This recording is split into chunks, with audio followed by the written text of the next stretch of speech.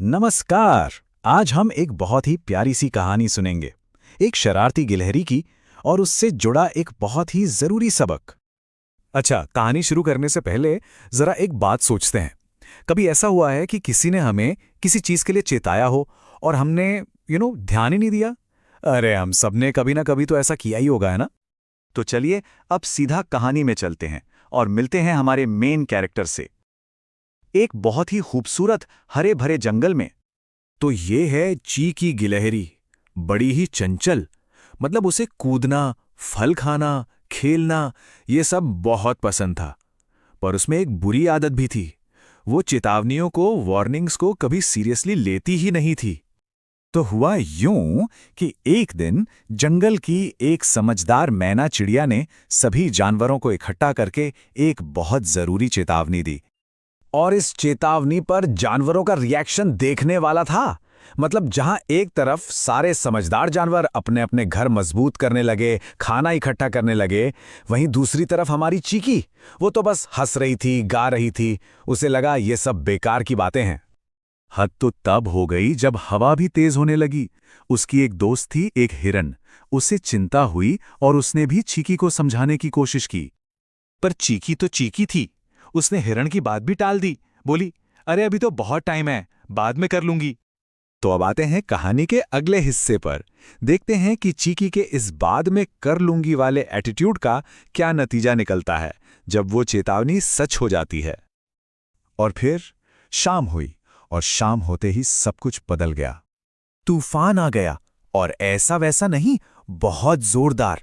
आसमान में काले बादल छा गए, बिजली कड़कने लगी, जोरों की बारिश और तेज हवाएं। और क्योंकि चीकी ने तो कोई तैयारी की ही नहीं थी, तो जिस पेड़ की टहनी पर उसका घर था वो टूट गई।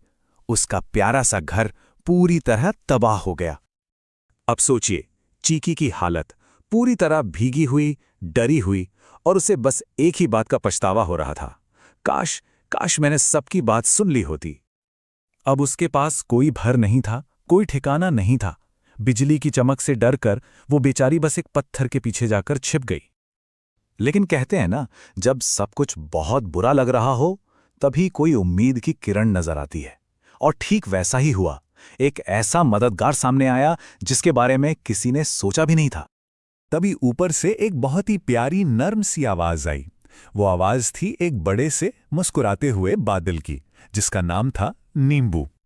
अब देखिए नींबू ने चीकी को कैसे बचाया। सबसे पहले तो उसने अपनी बारिश एकदम धीमी कर दी।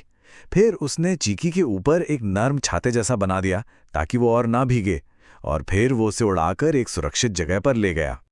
नींबू चीकी को सीधा उसके दोस्तों के पास ले गया और दोस्तों ने भी उसे डांटा नहीं बल्कि प्यार से उसका स्वागत किया। उन्होंने याद दिलाया कि दोस्त होते ही इसलिए हैं, मुश्किल में एक दूसरे का साथ देने के लिए। चीकी को अब अपनी गलती का पूरी तरह से एहसास हो चुका था। उसने अपने सब दोस्तों से वादा किया कि वो अब कभी कभी भी इतनी लापरवाही नहीं करेगी।